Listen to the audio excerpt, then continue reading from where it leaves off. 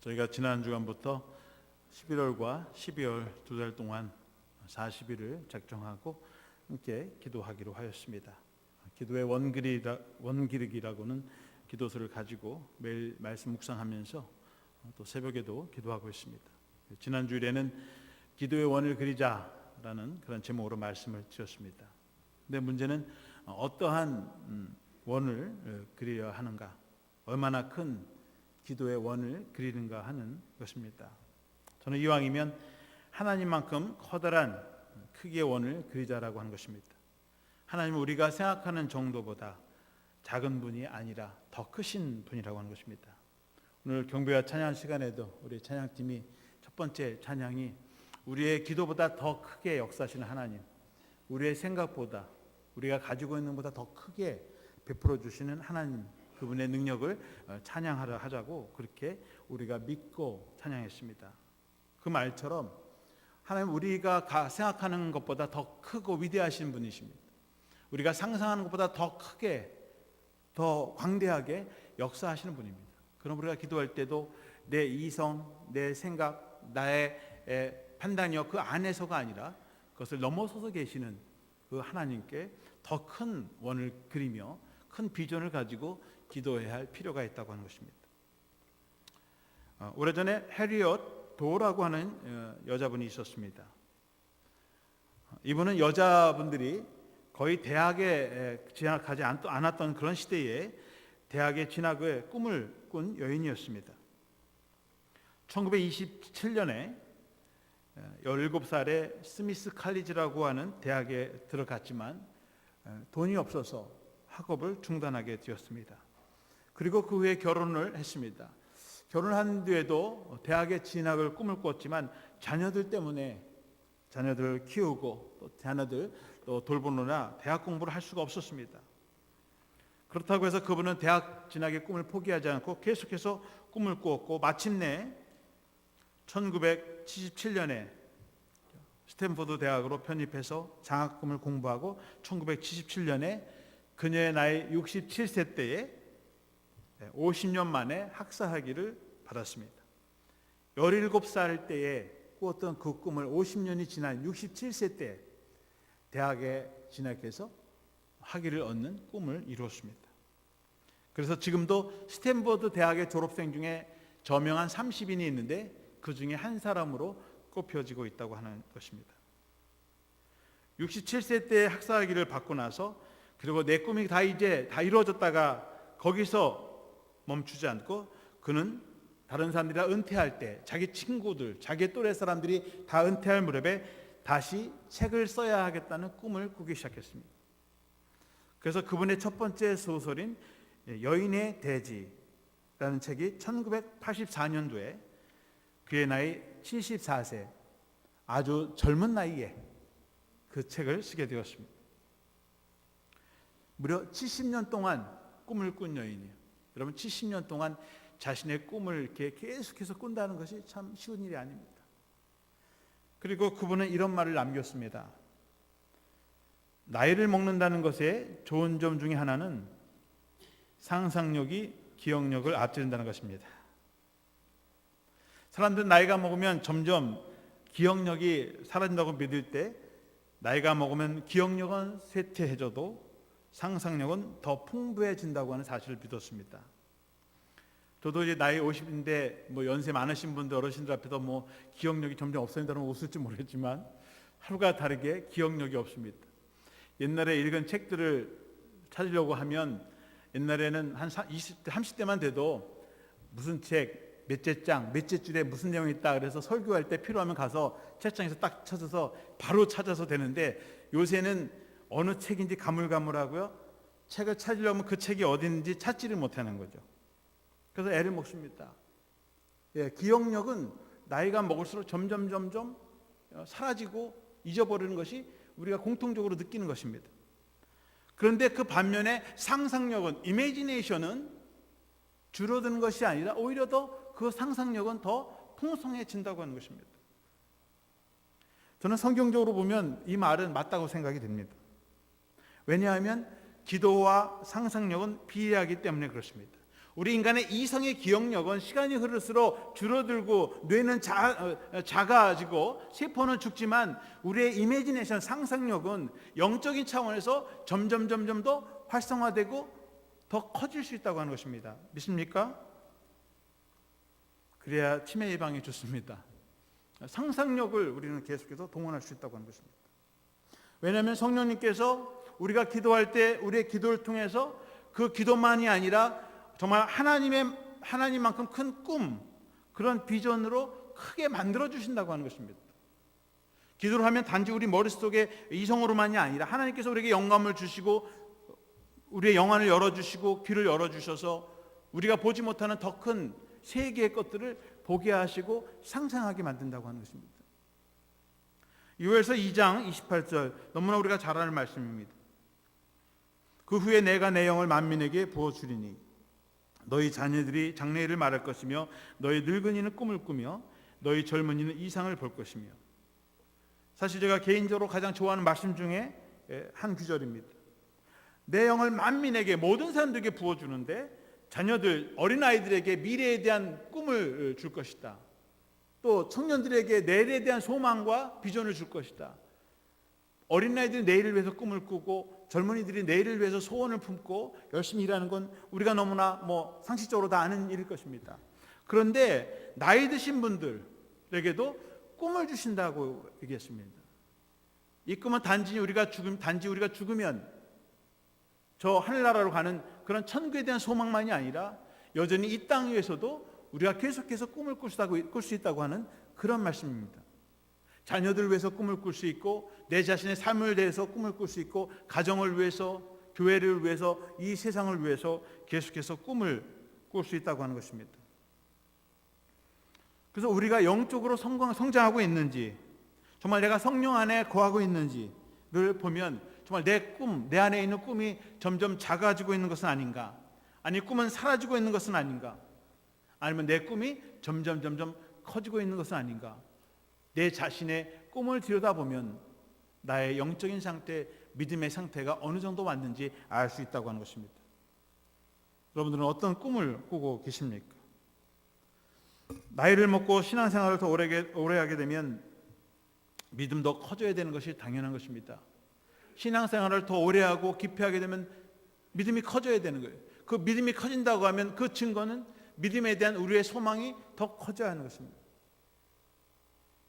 왜냐하면 하나님과 더 많은 교제를 하고 성령님을 통해서 더 많은 영적인 체험을 하였기 때문에 그분이 주시는 꿈과 비전 때문에 우리의 꿈이 더 커지게 된다고 하는 것입니다. 나이가 들면서 믿음이 작아지고 꿈이 점점 사라져 버린다면 자신의 영적인 상태를 다시 한번 점검해 보아야 합니다. 아브라함은 75세 때 하나님이 주시는 새로운 가나안 땅의 비전을 보았습니다. 인생의 후반기에 그때 새로운 땅, 아무도 없는 이민을 가라고 하는 그런 하나님의 부르심을 갖고 75세 때 의지할 것 없는 가족들을 데리고 그리고 새로운 미지의 세계로 이민을 떠난 것입니다. 모세는 80세의 부름을 받았습니다. 아무 힘도 없고 지팡이 하나 들건 노인이 애굽에서 430년 동안 종살이를 하는 그 많은 이스라엘 백성들을 구원하라고 하는 그런 소명을 받았습니다. 갈렙은 80세에 헤브론 산성을 차지했습니다. 아무도 차지하려고 하지 못하는 두렵고 떨리는 백성들이 있는 그 땅을 자기의 기업으로 삼았습니다. 하나님의 사람들은 나이가 더 먹을수록 더 작아지고 더 적어지는 것이 아니라 더 큰 하나님의 비전을 소유하게 되었고 그 꿈을, 그 비전을 이루는 사람이었습니다. 때로는 하나님만큼 크게 꿈을 꾸고 또 그 큰 기도의 원을 그린다는 것이 어리석은 일이 될 수도 있을 것입니다. 물이 없는 사막 한가운데서 배를 만드는 노아는 사람들에게 바보처럼 보였을 것입니다. 아니 이렇게 날씨가 좋은데 무슨 비가, 아니 바다도 아니고 이 먼 벌판에 벌판에다가 배를 져? 저 사람 돌았구나. 돌았어. 이스라엘 군대가 나팔을 불며 여리고성을 6일 동안 돕니다. 나팔을 불면서 6일 동안 돌면 여리고성 그 견관성이 무너진답니다. 미쳐도 단단히 미쳤구나. 아니 돈다고 저 성이 무너져. 어린 목동 다윗이 물매를 가지고 거인 골리앗에게 나간다고 하는 것입니다. 그의 형들이나 거기 있던 군인들은 아마 수치스러웠을 거예요. 우리도 못 나가는데 저 꼬마아이가 저길 나가 원맨쇼를 하는구나. 그렇게 보았을지도 모릅니다.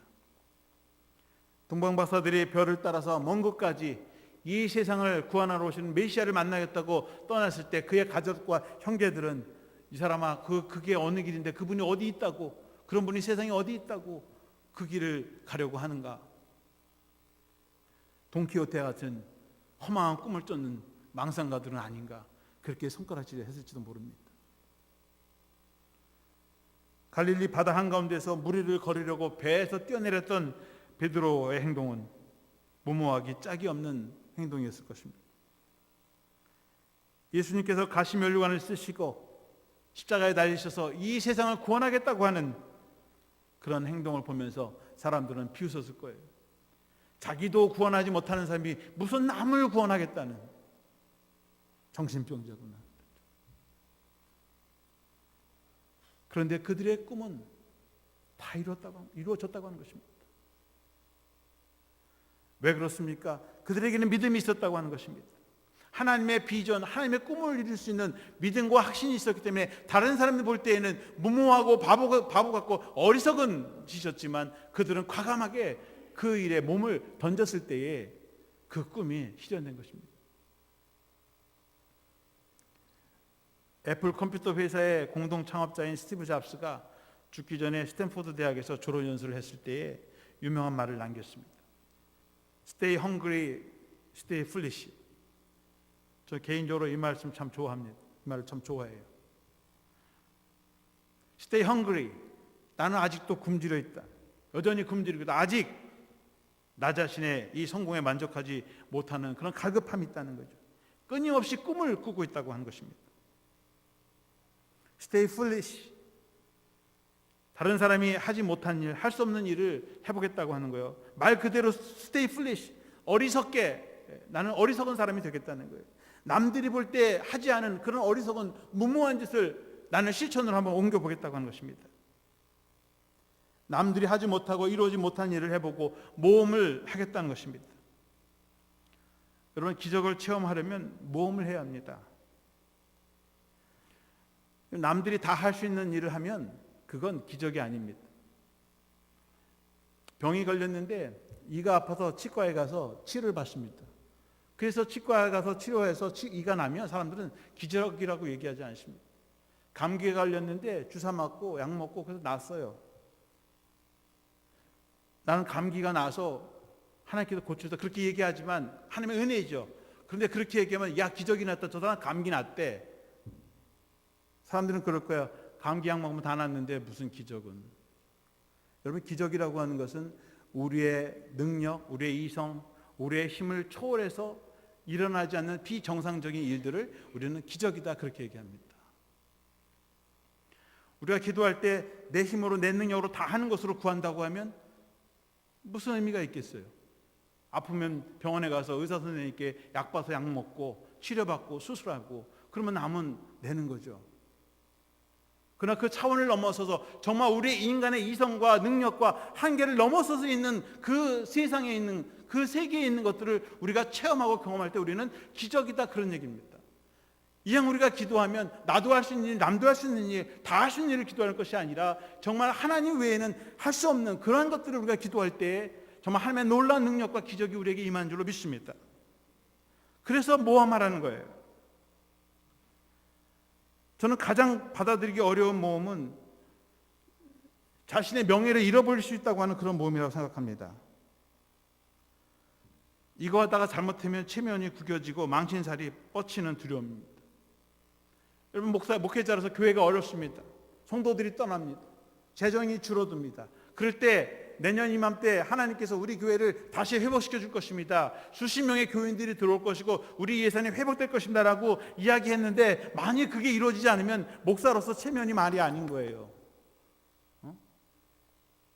우리 목사님은 여러분들 그럴 거예요. 뻥이 세다. 저도 뻥이 센 목사가 되지 않기 위해서 어떻게 하면 이성적이고 어떻게 하면 합리적이고 어떻게 하면 논리적인 일을 하고 그렇게 해서 결과를 만들려고 하지, 무모하게 말로써 하나님의 기적을 운운하지 않으려고 합니다. 그런데 자신의 때로는 명예를 거는 모험을 거부하게 되면 노아처럼 배를 만들 수도 없습니다. 홍해 바다가 갈라지라고 기도할 수도 없습니다. 베드로처럼 바다에 뛰어들 수도 없습니다. 그러나 기도의 큰 원을 그린 사람이 되려면 모험하는 사람이 되어야 합니다. 때로는 자신의 체면, 자신의 명예도 내려놓아야 할 때가 있습니다. 오늘 본문의 말씀은 이스라엘 백성들이 광야에서 메추라기를 한 달 동안 먹었다는 그러한 사건입니다. 이스라엘 백성들이 광야에 나와서 아침부터 저녁까지 먹을 게 없으니까 하나님께서 만나를 주셨습니다. 아침에도 만나, 점심에도 만나, 저녁에도 만나, 그 다음 날도 만나, 그 다음 날도 또 만나. 저같이 먹는 것을 좋아하는 사람은 같은 반찬을 3번 먹으면 질려서 안 먹습니다. 그래서 저희 어머님이 고생이에요. 같은 국을, 찌개를 한 번 먹고 한 번 먹는데 3번째 먹으면은 못 먹어요. 안 먹는 게 아니라 못 먹습니다. 밥은 매일 먹어도 반찬은 좀 달라져야 되는데 반찬이 없거나 한 가지만 나오면 밥 먹기가 무척 힘듭니다. 아마도 주부들의 고통은 매일 밥에다 반찬을 매일 다르게 해야 되는 것이 참 큰 스트레스고 고민일 것입니다. 이스라엘 백성도 마찬가지일 거예요. 여자들은 편하지 뭐 단순하게 만나 땅에 주워다가 말이죠, 빻아서 찧어서 달고 맛있는. 근데 단 것도 하루 이틀이지 하루 이틀 1년 2년 3년 계속 같은 것만 먹으면 아마 질려서 못 먹을 겁니다. 오늘 민수기 11장 4절에 보시면 그들 중에 섞여 사는 다른 인종들이 탐욕을 품음에 이스라엘 자손도 다시 울며 이르되 누가 우리에게 고기를 먹게 하랴. 근데 오늘 본문에 보니까요, 이 이스라엘 백성들의 중에 섞여서 사는 다른 인종들이 있었다, 그런 말씀이십니다. 저도 이번에 읽어보니까 이런 말씀이 있네. 이스라엘 백성들이 애굽 땅에서 430년 동안 종살이 하다가 이제 애굽에서 탈출해서 나올 때에 이스라엘 백성만 나온 게 아니라 그 틈을 이용해서 아마도 다른 부족들이 우리도 이 기회에 탈출합시다. 그래서 이스라엘 백성의 틈에 껴서 그리고 같이 따라온 족속들이 있었던 것 같아요. 다른 이집트가 제국을 일으킬 때에 다른 나라에서 잡아온 노예들, 종들이 있을 것입니다. 그들도 섞여서 그 틈을 이용해서 지금 탈출해 나왔습니다. 그런데 와서 보니까 매일 먹는 게 만나예요. 그냥 이제 질린 거예요. 제발 고기 좀 한번 먹고 싶은데 고기도 못 먹고 말이죠. 그래서 불평하기 시작합니다. 근데 이 사람들을 다른 인종들이 탐욕을 품음에 그랬습니다. 사실 이스라엘 사람들은, 많은 사람들이 채식주의자들이 많다고 그래요. 그러니까 채식주의자들은 고기가 없어서 사는데 육식을 먹는 사람은 고기를 먹어야 돼요. 고기를 좋아하는 사람들이 고기를 몇 년에 한 번, 뭐 한 달에 한 번, 1년에 한 번 먹는 것이 탐욕이다. 그러면 굉장히 억울할 것 같습니다. 저도 뭐 매일은 못 먹어도 일주일에 한 번, 2주일에 한 번은 고기를 먹어야 먹는 것 같습니다. 근데 그게 탐욕이다 그러면 탐욕이 없는 사람이 어디 있을까, 그런 생각을 해봅니다. 그런데 그 본능이죠. 저는 본능이라고 보고 싶은데, 이스라엘의 관점에서 이스라엘 백성들은 하나님이 주신 대로 먹는 거죠. 불평하지 않고 감사함으로 먹어야 돼요. 그런데 감사하지 못하고 다른 것을 구하니까 이게 탐욕이다, 그렇게 성경은 기록하는 것입니다. 뭐 탐욕이든 본능이든 먹고 싶은 건 먹고 싶은 거죠.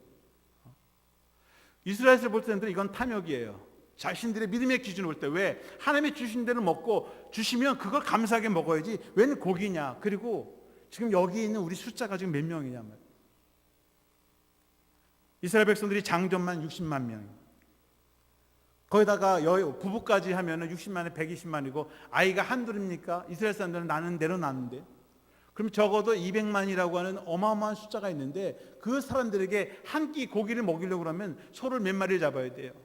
소 한 마리가 100명에 친다 그러면 소 몇천 마리를 잡아야 되는데 그 소가 강에 어디 있습니까? 그러니까 불가능한 일이라는 거예요. 아, 고기 좀 먹고 싶다. 그러면 사람들이 그러는 거예요. 꿈도 크다. 꿈도 크다. 어떻게 이 백성을 다 먹일 거냐. 13절 읽지는 않았습니다만 오늘 13절 14절 말씀해 보면 이 모든 백성에게 줄 고기를 내가 어디서 얻으리까? 그들이 나를 향하여 울며 이르되 우리에게 고기를 주어 먹게 하라 하온즉 책임이 심히 중하여 나 혼자는 이 모든 백성을 감당할 수 없나이다. 지금 모세가 백성들이 고기가 먹고 싶다는 그 소리를 들으면서 안타까워서 하나님께 와서 기도하는 게 하나님 우리에게 고기를 주십시오 그런 기도가 아니라 하나님 아유 이 백성 이걸 다 어떻게 고기를 먹입니까? 너무 저에게 주시는 이 책임이 너무 무거워서 내가 감당할 수가 없습니다. 아무것도 할 수 없습니다. 여러분 하나님께서 보수가 적은 일자리를 주면서 받아들이고 그걸 가족들을 먹여 살리라고 할 때 자신의 입장에서는 이해가 되지 않습니다. 회사나 직장에서 내 힘으로 감당할 수 없는 일을 그 책임이 주어졌을 때 내 힘으로 해결할 수 없는 그런 일이 있을 때 주님 이거 어떻게 감당합니까? 내 힘으로 할 수 없습니다. 그런 심정으로 모세가 하나님께 나와서 하소연을 한 것입니다. 그때 하나님께서 그 모세의 하소연을 들으시고 응답해 주셨습니다. 18절 말씀에 또 백성에게 이르기를 너희 몸을 거룩히 하여 내일 고기를 먹기를 기다리라. 너희가 울며 이르기를 누가 우리에게 고기를 주어 먹게 하랴. 애굽에 있을 때가 우리에게 좋았다는 말이 여호와께 들렸으므로 여호와께서 너희에게 고기를 주어 먹게 하실 것이라. 하나님께서 모세에게 백성들에게 말씀을 전하라는 거예요. 내일 이맘때에 너희가 고기를 다 먹게 될 것이다. 그러니까 몸 다 단정히 하고 그리고 고기 먹기를 기다려라. 얼마나 감사합니까? 모세가 할렐루야 감사합니다. 하나님 내 기도 들으셨으니 감사합니다. 제가 그렇게 전하죠. 그랬으면 좋았을 텐데 21절 22절에 보시면 모세가 이렇게 하나님께 대답합니다. 모세가 이르되 나와 함께 있는 이 백성의 보행자가 60만 명이온데 주의 말씀이 한 달 동안 고기를 좀 먹겠다 하시오니 그들을 위하여 양떼와 소떼를 잡은들 조카오며 바다에 모든 고기를 모은들 조카오리이까. 아니 하나님 하루나 이틀도 아니고 열흘 20날도 아니고 한 달 동안 고기를 먹여주시는데 지금 농담하십니까? 지금 여기 있는 보행자들 장정들만 60만 명입니다. 소, 양, 떼 200만이 먹을 수 있는 소, 양, 떼를 잡으려면 바다에 물고기를 다 잡아도 부족할 것이고 소 다 잡아도 부족합니다. 오히려 하나님의 응답을 의심하는 거죠. 그리고 자신의 생각으로 판단해 보니까 내가 헛것을 들었구나, 헛것을 보았구나. 그렇잖아요? 모세가 하나님께 이렇게 믿음으로 응답한 것이 아니라 오히려 자신의 이성, 자신의 판단으로 안 됩니다라고 단정 지을 때 하나님께서 다시 말씀하십니다. 23절 말씀에 여호와께서 모세에게 이르시되 여호와의 손이 짧으냐 네가 이제 내 말이 네게 응답하는 여부를 보리라. 하나님께서 모세에게 내 손이 그렇게 짧냐, 내 작냐, 내 손 사이즈가 그렇게 적냐? 내일 네가 내가 하는 일을 네가 볼 것이다. 여러분 하나님의 기적은 때로는 우리의 믿음을 초월해서 믿음의 사이즈를 초월해서 역사하십니다. 우리가 믿든 안 믿든 상관없이 하나님은 우리의 믿음의 크기보다 더 큰 믿음의 능력으로 우리에게 역사하신 줄로 믿습니다.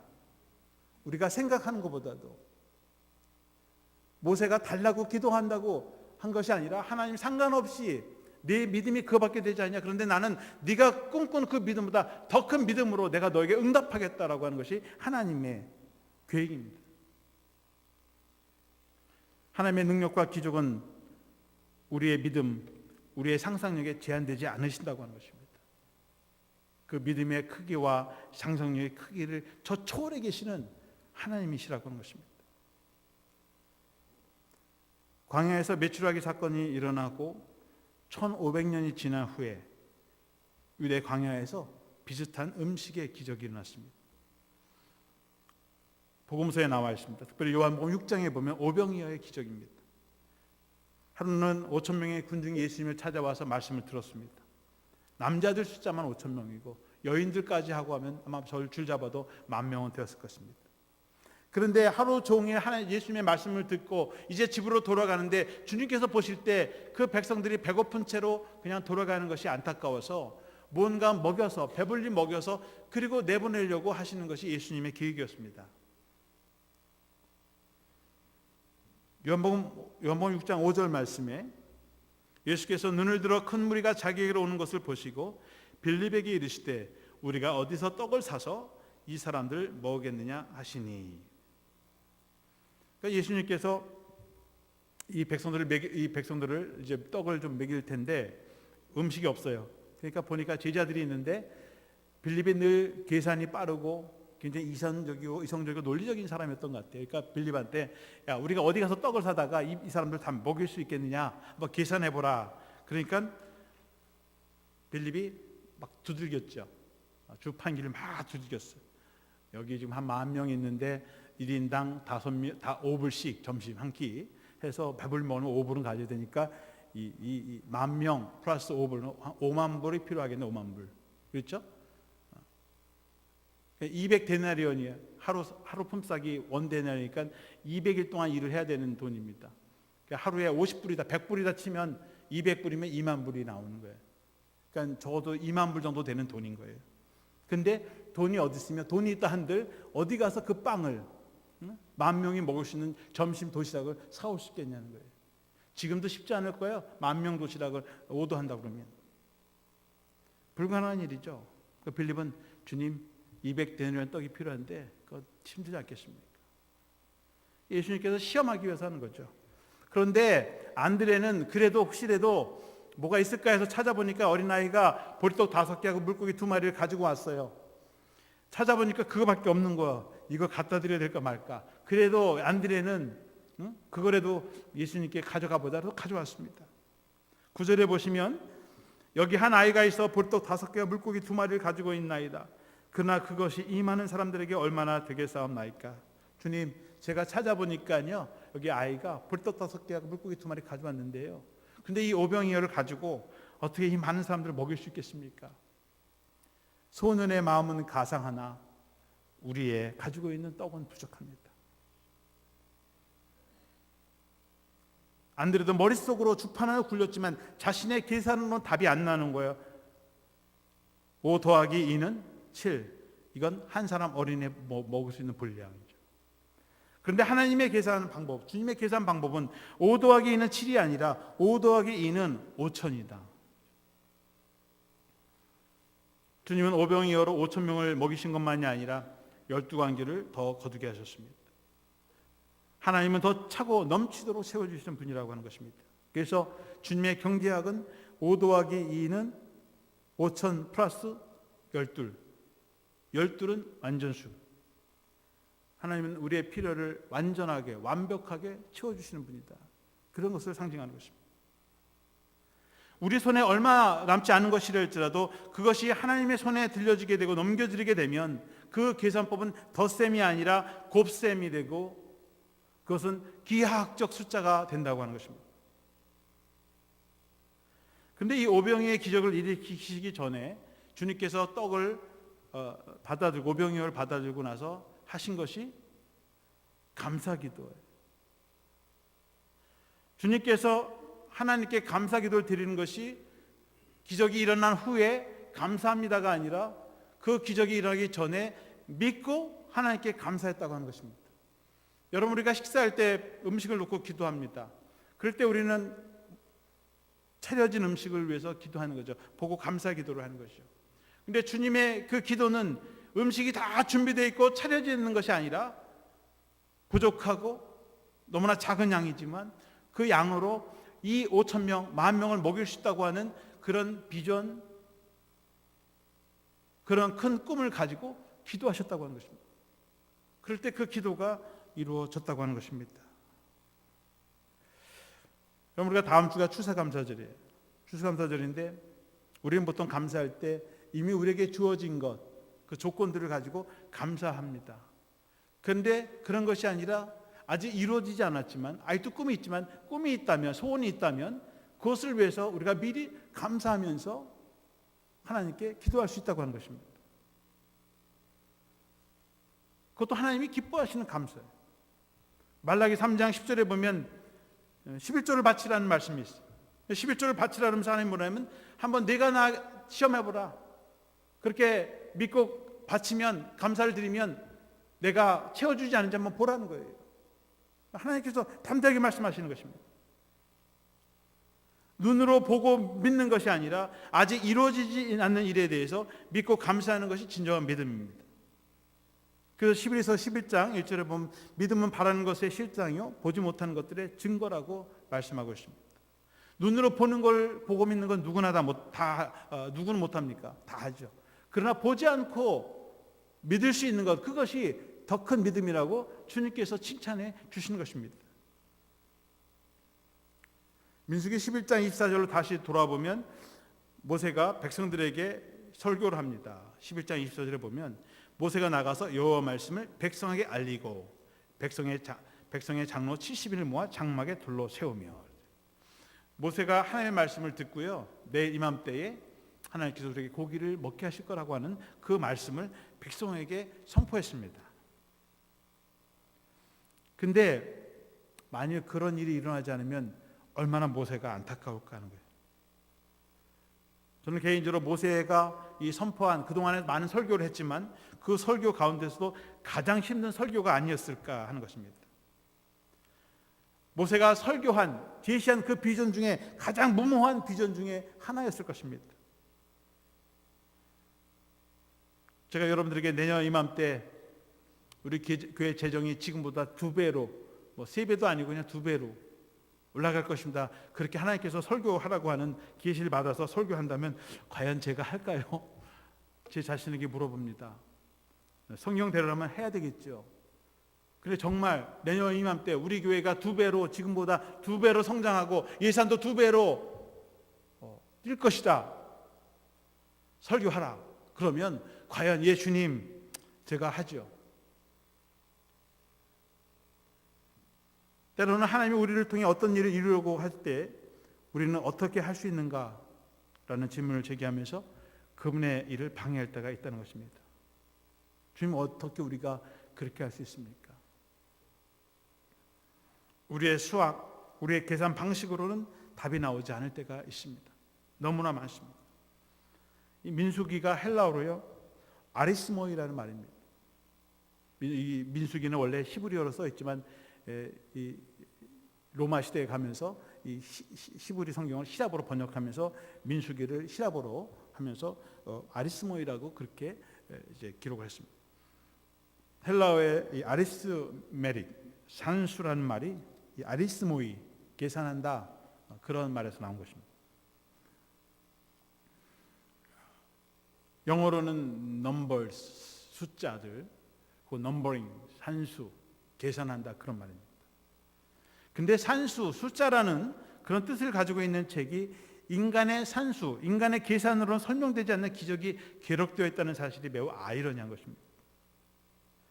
이것은 하나님의 숫자를 얘기하는 것이 아니라 하나님의 숫자는 우리의 인간의 이성, 과학, 수학을 넘어서 있다고 하는 것입니다. 우리가 하나님의 계산 방법을 이해하려면 산수나 수학이 아니라 오히려 기하학을 공부하는 것이 더 좋습니다. 그래서 기하학적으로 불어나는 역사하시는 하나님의 능력이 하나님의 숫자에 더 가까운 계산 방법일 것입니다.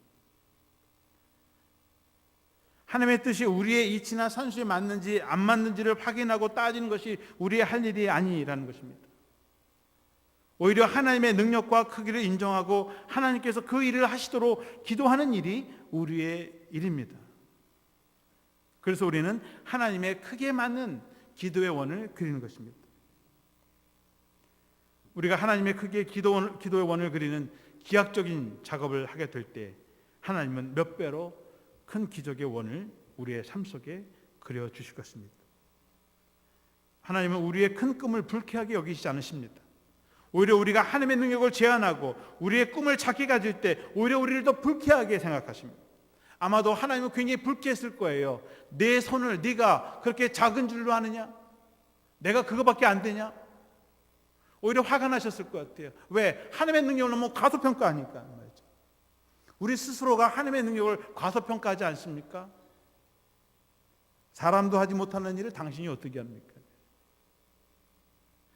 아니요, 우리가 할 수 없기 때문에 하나님은 할 수 있다고 하는 바로 그것이 믿음인 줄로 믿습니다.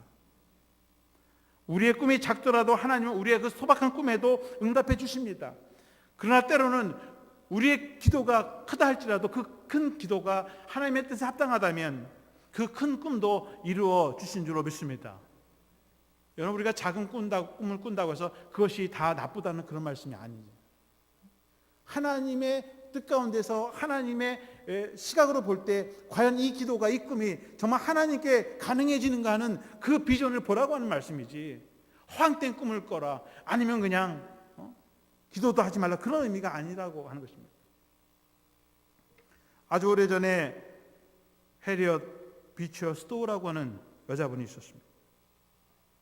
1854년 어느 주일날 아침 성찬식을 받는 동안 기다리면서 잠시 기도하는 가운데 환상을 보게 되었습니다. 그 환상 중에는 어느 늙은 노예가 백인들에게 매를 맞는, 채찍으로 맞아 죽는 그런 환상을 보게 되었습니다. 이 여인은 그 환상을 보고 충격을 빠져 울먹이기 시작했습니다. 그런 아이들과 함께 집으로 돌아와서 점심도 거른 채 그 즉시로 하나님께서 그 받은 환상을, 꿈을 글로 옮기기 시작했어요. 도중에 글을 쓰다 보니까 종이가 떨어지니까 식료품에 갖다가 받아온 그 노란 봉지에다가 그 글을 계속해서 갈색 봉지에다가 적어서 계속해서 글을 써내려가기 시작했습니다. 1852년 1월 그 이듬해 그의 원고가 탈고가 되고 출판을 기다리게 되었습니다. 그것이 45장으로 구성된 엉클 톰스 캐빈이라고 하는 소설책이라고 한 것입니다. 출판업자 존 주엇은 그 책이 많이 팔릴 거라고는 생각을 하지 못했습니다. 그런데 첫날 3,000부가 팔리기 시작하더니 다음 날 일쇄 모든 책들이 다 절판되었습니다. 이틀 만에 그 책이 다 절판이 되었습니다. 그 책의 논평이 나오기도 전에 4쇄가 판매되었고 그 책이 미국의 모든 가정마다 하나씩 소유하는 그런 책이 되었습니다. 백악관의 링컨 대통령이 이 해리어트 여사를 만나서 이렇게 말했다고 합니다. 이 큰 전쟁을 시작한 작은 여자가 바로 당신입니다. 아브라함 링컨 대통령에게 노예 해방의 비전을 준 것이 바로 이 여인의 작은 기도, 그 여인이 본 환상을 통해서 남북전쟁이 일어났고 노예 해방이 일어났고 인권 해방 운동이 미국에 일어났다고 하는 것입니다. 문이 무보다 강하다라는 속담을 연상케 하는 말입니다. 책 한 권으로 세상을 변화시켰다는 거예요.